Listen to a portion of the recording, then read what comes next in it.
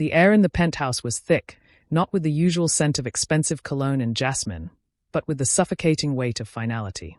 On the mahogany coffee table sat the manila folder, its edges crisp and mocking. "Just sign it, Elena. We're circling a drain that emptied months ago." Julian's voice was like a flint striking stone, cold, sparks flying, yet dangerously capable of starting a fire. He stood by the floor-to-ceiling window, his tailored suit jacket discarded, his back a rigid map of unspoken resentment and buried desire. Elena picked up the fountain pen.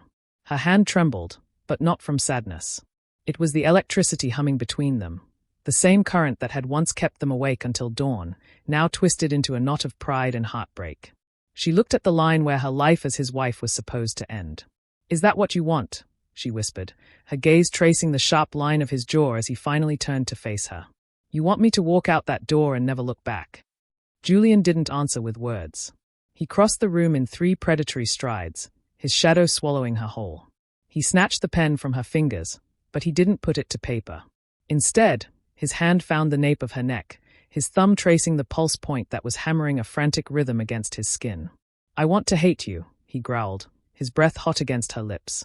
"But every time I look at this paper, all I can think about is how much I want to tear it, and that silk dress, into pieces." The silence that followed wasn't empty. It was a countdown. They were one signature away from being strangers, but the heart doesn't follow legal advice. Before we find out if Julian and Elena can survive the fire they just ignited, make sure you hit that subscribe button and turn on notifications. You don't want to miss a single second of this reunion. If you believe some loves are just too hot to handle, like this video, drop a team love in the comments, and share this with someone who loves a good second chance. Now, let's see what happens when the ink dries and the clothes come off. The fountain pen felt heavy in Elena's hand, a silver and obsidian weapon designed to kill a 3-year marriage. The office was quiet, save for the rhythmic ticking of the grandfather clock in the corner, a sound that felt like a countdown to a funeral. Julian stood by the window of their sprawling Lagos penthouse, the city lights reflecting in the glass like scattered diamonds. He didn't look like a man who was about to lose his wife. He looked like a king surveying a kingdom he was bored with. But Elena knew better. She could see the tension in his broad shoulders, the way his knuckles were white as he gripped his glass of neat bourbon. "The terms are more than generous, Elena," Julian said, his voice a low, gravelly vibration that still made her stomach flip despite her anger. "The house in Ikoyi, the shares in the tech firm, the monthly settlement, you won't want for anything. Except the man I married," Elena whispered, though she hadn't intended to say it out loud. Julian stiffened. He finally turned, his dark eyes hooded and unreadable. "The man you married was a fool who thought love was enough to sustain a merger. We've spent the last year fighting over dinner, fighting in the boardroom, and sleeping on opposite sides of a bed that feels like a canyon. Why prolong the agony?" Elena looked down at the papers. Article 4, Dissolution of Assets. It was so cold, so clinical. She thought back to their wedding in Santorini, the white lace, the smell of the Aegean Sea, and the way Julian had looked at her like she was the only fixed point in a spinning universe. Now, he wouldn't even step within 3 feet of her. "I'm not signing it for the money, Julian," she said, her voice gaining strength. She stood up, the silk of her emerald slip dress shimmering under the chandelier. "I'm signing it because I'm tired of being the only one trying to catch a ghost." She leaned over the table, the pen hovering over the signature line. But as she looked down, a single tear escaped, hitting the parchment with a tiny thud. Julian was across the room before she could blink. He didn't grab the pen. He grabbed her wrist. His touch was electric, a searing heat that bypassed her skin and went straight to her marrow. "Don't," he rasped. "Don't what? Don't cry. Don't sign. You're the one who had your lawyers draw this up, Julian. You're the one who stopped coming home for dinner." Elena tried to pull away, but he held her firm, pulling her flush against his chest. The scent of him, expensive leather, sandalwood, and masculine heat, flooded her senses. It was a scent she had memoized over 1,000 nights, and being this close to it felt like coming home to a house that was on fire. "I stayed away because looking at you hurt too much," Julian admitted, his forehead dropping to rest against hers. "Because every time I saw you, I saw the woman who held my heart in her hands, and I didn't know how to tell her I was scared of losing it. So you decided to throw it away instead." Elena's voice broke. Julian's grip shifted. His hand slid from her wrist to the small of her back, crushing her against him. The friction of her silk dress against his crisp dress shirt created a static charge that felt like it might ignite the room. "I thought I could let you go," he murmured against her lips. "I told myself it was the logical thing to do. But sitting here, watching you prepare to walk out of my life, I realized I'd rather burn in hell with you than live in a heaven without you." His mouth was inches from hers. Elena could feel the frantic beat of his heart against her ribs, matching her own. The divorce papers were right there, inches away, representing a clean break, a fresh start, a life without the heartache. But as Julian's thumb traced the curve of her lower lip, pulling it down slightly, Elena knew there was no such thing as a clean break when it came to Julian Vance. "Julian," she breathed, a warning and a plea all in one. "Tell me to stop," he challenged, his dark eyes burning with a sudden, raw hunger. "Tell me you don't feel this. Tell me you want to sign those papers and go home to an empty bed. Say it, and I'll let go." Elena looked at the man she loved, the man she was supposed to be leaving. She looked at the papers that were supposed to set her free. And then, she looked at his mouth. She didn't say a word. Instead, she reached up, threaded her fingers through the thick hair at the nape of his neck, and pulled him down. The kiss wasn't sweet. It wasn't tentative. It was a collision. It was 3 years of passion, 6 months of resentment, and a lifetime of longing exploding all at once. Julian groaned low in his throat, a sound of pure, unadulterated surrender, as he backed her up against the mahogany desk. The manila folder slid to the floor, forgotten. The fountain pen rolled away, leaking a pool of black ink onto the expensive Persian rug. Neither of them cared. Julian's hands were everywhere, mapping her waist, sliding up to cup her face, then diving down to the hem of her dress. He lifted her onto the desk, his legs moving between hers, asserting a dominance that Elena welcomed with a soft cry of need. The bedroom. Julian managed to gasp out between frantic kisses that moved from her lips to her jaw, then down the sensitive column of her throat. "No," Elena whispered, her hands frantically unbuttoning his shirt, popping a button that skittered across the floor. "Here. Now." Julian let out a ragged laugh, a sound of pure triumph. He grabbed the divorce papers from the floor, the very documents meant to separate them, and with a violent, decisive motion, he ripped them in half. Then again. And again. The white scraps fluttered through the air like snow, landing on their tangled limbs and the cold mahogany. "We aren't done, Elena," he promised, his eyes dark with a possessive fire. "We're never going to be done." He scooped her up into his arms, her legs hooking around his waist automatically, and began the long trek toward the master suite. But the trail of clothes they left behind, a silk tie, a lace heel, a discarded blazer, told the real story. The divorce was over.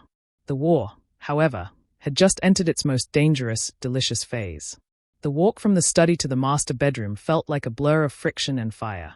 Julian carried Elena as if she were the most precious weight he'd ever held, his arms trembling slightly from the sheer force of his restraint. He didn't stop kissing her. His mouth stayed anchored to hers, tasting the salt of her earlier tears and the sweetness of her surrender. When they crossed the threshold of the bedroom, the moonlight was pouring in through the floor-to-ceiling windows, casting the massive king-sized bed in a silver glow. It was the same bed where they had whispered dreams of a family, and the same bed that had felt like a cold, empty desert for the last 6 months. Julian set her down on the edge of the mattress, but he didn't pull away. He stayed between her knees, his hands framing her face, his thumbs stroking her cheekbones with a tenderness that hurt more than his anger ever could. "I thought I lost you," he whispered, his voice cracking. "Every night I spent in that guest room, I was waiting for the sound of your door locking. It felt like a gunshot every time." Elena reached out, her fingers trembling as she traced the scars of exhaustion under his eyes. "I only locked it because I was afraid I'd come crawling to you, Julian. I was afraid I'd beg for a version of you that didn't want me anymore." "I never stopped wanting you," Julian growled, his hands sliding down to the straps of her emerald dress. "I was just drowning, Elena. The business, the pressure. I let it turn me into a ghost. But seeing you pick up that pen tonight, it woke me up. It felt like my heart was being ripped out of my chest while I was still breathing."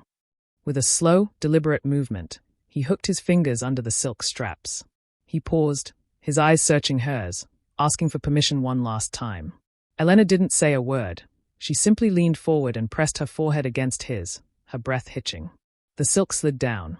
The dress pooled at her hips, leaving her in nothing but delicate black lace. The air in the room was cool, but where Julian's gaze touched her skin, She felt like she was standing in the sun. He looked at her not just with lust, but with a profound sense of worship. "You are so beautiful," he murmured, his voice thick with emotion. "My wife. Still my wife." He stood up just long enough to rid himself of his shirt and trousers.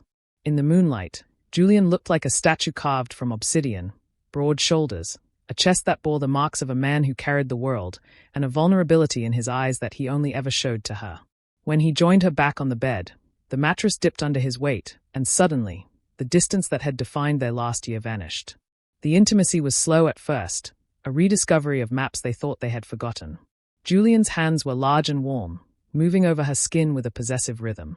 He rediscovered the curve of her waist, the arch of her back, and the way she sighed his name when he kissed that one sensitive spot just below her ear. "Say it," Julian commanded softly, his lips brushing against her shoulder. "Tell me you're staying." "I'm staying," Elena gasped, her fingers digging into the muscles of his back, pulling him closer until there wasn't a whisper of air between them. "I'm not going anywhere. Tear up 1,000 more papers, Julian. I'm yours." The heat surged then, moving from a slow burn to a wildfire. The steam wasn't just physical, it was the release of months of repressed longing. Every touch was an apology. Every kiss was a vow. Julian moved with a desperate kind of hunger, as if he were trying to merge their souls so they could never be pulled apart by lawyers or pride again. The room echoed with the sounds of their reconciliation. The soft rustle of sheets, the heavy cadence of Julian's breathing, and the way Elena's voice rose in a melodic plea as he showed her exactly how much he had missed her. As they moved together, the fragments of the divorce papers, some of which had clung to Julian's skin or Elena's hair during their scramble from the study, fell away, ignored and irrelevant. The legalities had no power here. In this room, there was no petitioner or respondent. There was only Julian and Elena, two halves of a whole that had almost been shattered. When the peak finally claimed them, it was an explosion of light and sensation that left them both gasping, clinging to each other as if they were the only two people left on Earth. Long minutes passed. The only sound was the synchronized thudding of two hearts slowing down. Julian pulled the duvet over them, tucking Elena into the crook of his arm. He kissed the top of her head, his grip tight, his chin resting on her hair. "I'm firing the legal team tomorrow," Julian said, his voice returning to its deep, steady baritone. Elena chuckled tiredly, her hand resting on his chest, feeling the steady vibration of his voice. "You might want to pay them for the mess we made of their work first. I'll double their fee if they promise to never mention the word divorce in my presence again," Julian replied. He turned onto his side, looking at her in the dim light. "We have a lot to fix, Elena. The silence, the long hours. I won't pretend it'll be easy to change overnight." "I know," Elena said, her eyes meeting his with a newfound clarity. "But we're doing it together now. No more separate rooms. No more secrets." Julian leaned in, giving her a kiss that was vastly different from the ones before. This one was quiet. It was a promise. It was the scent of a new beginning. "I love you, Elena Vance. More than the company, more than my pride. And I love you, Julian. Now go to sleep. We have a lot of work to do tomorrow, and I don't mean at the office." Julian smiled, a real, genuine smile that reached his eyes for the first time in a year, and pulled her closer into the silence of the night. The sun rose over the Lagos lagoon, bleeding hues of gold and burnt orange across the bedroom floor. For the first time in what felt like a lifetime, Elena didn't wake up to the cold, clinical silence of an empty room. Instead, she woke to the steady, rhythmic warmth of Julian's breath against her neck and the heavy, protective weight of his arm draped across her waist. She stayed still for a moment, afraid that moving might shatter the peace, turning the previous night into a beautiful, cruel hallucination. But then Julian stirred. His grip tightened instinctively, pulling her back against his chest until there wasn't a millimeter of space between them. "You're still here," he rasped, his morning voice deep and vibrating through her spine. "I told you," Elena whispered, turning in his arms to face him.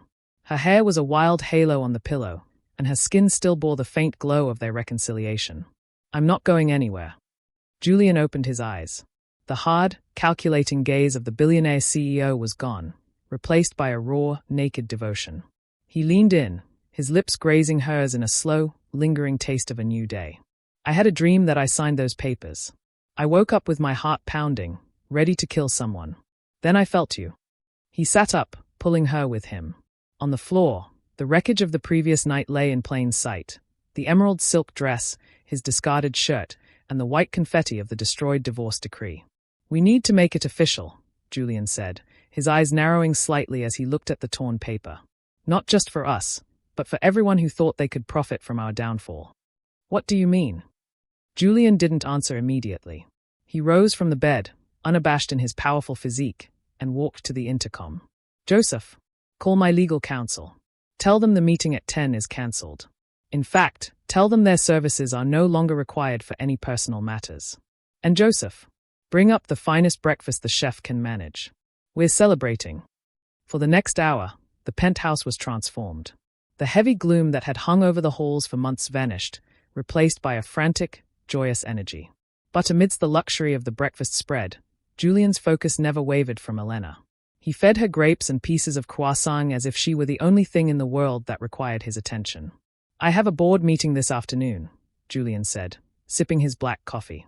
"They expect me to announce the restructuring of my personal estate. They expect me to announce that I am a single man." Elena felt a small prick of anxiety. "And what will you tell them?" Julian stood up and walked around the table, pulling her to her feet. He reached into his pocket and pulled out a velvet box she hadn't seen him carry. Inside was a ring, not her original wedding band, but a new one, a flawless canary diamond surrounded by a sea of smaller stones. "I'll tell them that I've made the most successful merger of my life," he said, sliding the ring onto her finger. It fit perfectly. "I'll tell them that Julian Vance is nothing without Elena Vance. And then, I'm taking my wife on a trip. No phones. No laptops. Just us." But before the board meeting, there was one final piece of business. Julian led Elena back into the study. The room still smelled of spilled ink and the ghost of their confrontation. He walked over to the fireplace and struck a match. "The papers on the floor are just scraps," Julian said, his voice firm. "But there are copies. Digital files. Records." He picked up the manila folder from the desk, the master copy that his lawyers had sent over. He handed the match to Elena. Together, they held the flame to the edge of the document. They watched as the fire licked the legal jargon, turning the words irreconcilable differences and division of property into glowing embers. Elena felt a weight lift off her shoulders that she hadn't even realized she was carrying. As the papers turned to ash, Julian turned her around, pinning her gently against the very desk where the divorce was supposed to have been finalized. "Now," he murmured, his hands sliding up her thighs under his oversized dress shirt she had borrowed. "I believe we have a few hours before that meeting. And I have no intention of spending them talking." Julian took his time, worshipping every inch of her body with a slow, agonizing precision that left Elena breathless. He was restaking his claim, not as a contract holder, but as a man deeply, irrevocably in love. He kissed her with a ferocity that spoke of 1,000 tomorrows. The mahogany desk, once a symbol of their cold separation, became the altar of their new beginning. Hours later, Julian stood at the head of the boardroom table. His directors sat in stunned silence as he walked in, not with a scowl, but with a look of calm triumph. He didn't sit down. He stood, his hand resting on the back of a chair he'd had placed right next to his. The door opened, and Elena walked in. She looked radiant, her head held high, the new diamond on her finger catching the light and blinding the room. "Gentlemen," Julian announced, his voice booming with the authority of a man who had finally found his center. "There has been a change in plans. The divorce is cancelled. My wife is joining the board as a lead consultant. And if anyone has an objection, you can submit your resignation to her personally." There wasn't a single objection. That evening, as they stood on their balcony watching the sunset, Julian pulled Elena into his arms. The city of Lagos hummed below them, a sea of lights and motion. But in their sanctuary, it was quiet. "We did it," Elena whispered, leaning her head on his shoulder. "No," Julian corrected, kissing her temple. "We're just getting started." He scooped her up in his arms once more, but this time, he wasn't running from the pain. He was walking toward their future. The papers were gone, the ink was dry, and the only thing left to write was the rest of their lives. 6 months had passed since the divorce papers met their fiery end in the Vance penthouse fireplace. 6 months since Julian had made his grand, public declaration at the board meeting, turning heads and securing Elena's place not just as his wife, but as an indispensable force within his empire. And in those 6 months, their world had transformed from a battlefield of pride into a vibrant, blossoming garden. The initial weeks had been a whirlwind of reconnect. Julian had made good on his promise, whisking Elena away to a secluded private island in the Maldives. No phones, no laptops, just the endless turquoise of the ocean and the rediscovery of each other. They talked for hours, unraveling the knots of misunderstanding that had almost choked their marriage, rekindling a physical intimacy that was even more profound for having been almost lost. They made love under starlit skies, swam naked in phosphorescent waters, and laughed with a freedom they hadn't known in years. It was a second honeymoon, a sacred space where their love was cleansed and reborn. Returning to Lagos, their penthouse felt different. It was no longer a monument to their separate lives, but a home finally infused with their shared presence. Julian moved his things back into their master suite, and Elena, with a playful insistence, had banished the guest room entirely, transforming it into a luxurious dressing room for herself. Their mornings now began with shared coffee and whispered conversations, their evenings with intimate dinners and sometimes, simply falling asleep tangled in each other's arms. But the biggest, most thrilling change had arrived with a little blue line on a stick 3 months after their Maldives escape. Elena was pregnant, and with the pregnancy came the demands. Julian Vance, the ruthless CEO who commanded multinational corporations with a single word, found himself utterly, delightfully outmaneuvered by his pregnant wife. Elena, always graceful and composed, now wielded her growing belly as both a shield and a weapon. It started subtly. "Darling, could you just reach that jar of pickles? My back is a bit sensitive today." Julian, eager to please, would leap to attention. Soon, it escalated. One Tuesday morning, Julian walked into their sprawling master bathroom to find Elena staring critically at her reflection, her hands resting on her 5-month bump. "Julian," she announced, without turning around. "This bathroom is too small." Julian blinked. "Too small? Elena, it has a steam shower, a jacuzzi, and enough marble to build a small temple. What exactly is too small about it?" She finally turned, her eyes narrowed in a mock-serious gaze. "Darling, when I'm 7, 8, 9 months pregnant, I won't be able to turn around in here. And what if the baby needs a bigger space for bath time? We need a nursery, and the current guest room isn't aesthetically aligned with my vision for a modern infant's oasis. So, we need to convert one of the smaller guest suites into a new, larger, more luminous master bathroom. And the master bathroom, obviously, becomes the nursery. It's perfectly logical." Julian, who had designed the penthouse himself, felt a headache starting behind his eyes. He opened his mouth to protest, but Elena merely arched a perfectly sculpted brow. "Are you saying you don't want your child to have the most spacious, spa-like bath experience right next to our room?" she purred, her hands going to her hips, a slight tilt to her head. "Because I'm sure my mother would be delighted to hear you're cutting corners on our firstborn's hygiene." He sighed, a smile tugging at his lips despite himself. "Fine, but I get to design the shower, and it will be smart home integrated." "Of course, darling," she said sweetly, giving him a quick, dismissive kiss before turning back to her reflection. Now, about the sudden craving for artisanal, gluten-free, organic guava sorbet, available only from that specialty store in Ikoyi, and they close in 20 minutes. Julian Vance, master of the universe, found himself scrambling for his car keys. The nursery became a project of epic proportions. Elena decided that the existing modern minimalist aesthetic of the penthouse wasn't warm enough for a baby. This led to a complete overhaul of the living room decor. Out went the stark leather, in came plush velvet sofas in soothing earth tones. The abstract art was replaced by whimsical, yet sophisticated, pieces. Julian found himself selecting between different shades of sleepy cloud white and serene ocean blue for the walls, all while managing multimillion-dollar mergers. "Julian," Elena called from the living room one afternoon, her voice echoing. He found her standing by the window, her hands cradling her belly, gazing out at the city. "The view is lovely, but I feel like our baby needs more greenery. A small, indoor hydroponic garden, perhaps, with aromatic herbs, for the air quality." Julian stared. "Elena, we live in a skyscraper. Are you asking me to build a garden inside the living room?" "Not just any garden, darling," she corrected, turning to him with an angelic smile. "A curated garden. Something that promotes wellness and peace. And perhaps a small, flowing water feature. For meditative purposes. For me. And the baby." He surrendered. He always did. He hired a landscape architect specializing in indoor botanical installations. The architect looked terrified, but Julian simply handed him a blank check and told him to make the demanding pregnant woman happy. The most surprising demand, however, came during one of their weekly prenatal checkups. Elena had been complaining about foot pain. Julian, ever the practical one, suggested a new pair of comfortable, supportive sneakers.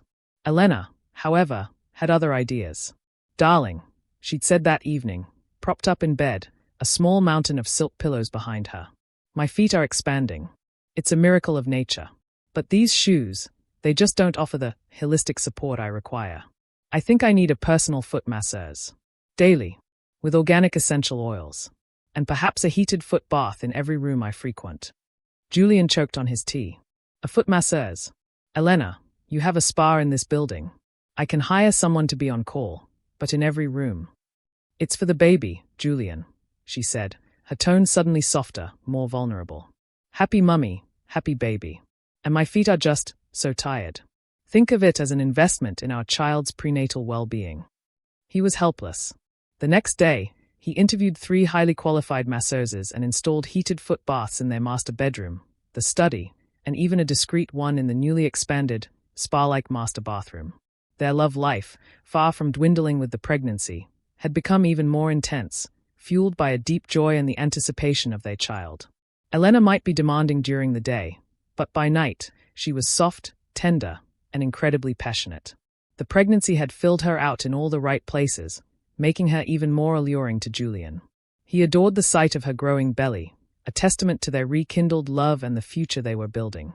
One evening, Julian found Elena in the nursery-to-be, now half transformed into a serene space with soft lighting and minimalist, elegant baby furniture. She was humming softly, tracing patterns on her belly. He walked up behind her and wrapped his arms around her, resting his chin on her shoulder. "Happy, demanding wife," he whispered, kissing her neck. Elena leaned back into his embrace, sighing contentedly. "Immensely. We have the bathroom designer coming tomorrow. I think we need a double vanity. 2 sinks. So we can brush our teeth together. It's important for family bonding." Julian chuckled, pulling her closer. "Anything for my demanding queen. You know, I actually prefer this version of you. The one who knows what she wants and isn't afraid to ask for it. It reminds me of the woman I fell in love with, before we both got lost in the noise." She turned in his arms, her eyes shining with affection. "And I prefer the version of you who actually listens, Julian Vance. The one who isn't afraid to let his world be turned upside down by a little bit of floral blue silk and a whole lot of love." He kissed her then, a long, deep kiss that tasted of home, of promise, and of the sweet, demanding future they were creating together. He might be the CEO of a multi-billion-dollar empire, but in this house, with this woman, he was simply Julian, a man utterly, irrevocably, and joyfully under the thumb of his pregnant wife. And he wouldn't have it any other way. The demands would continue, he knew. The cravings, the sudden redecorations, the need for obscure services. But each demand, each tiny upheaval, was a reminder of the vibrant, thriving life they were building, brick by precious brick. It was a messy, glorious testament to a love that had defied divorce papers, transcended pride, and was now expanding to make room for a dynasty. Their dynasty. The papers were long gone. The real contract was being written now, with every laugh, every tender touch, and every outrageous, adorable demand. The end.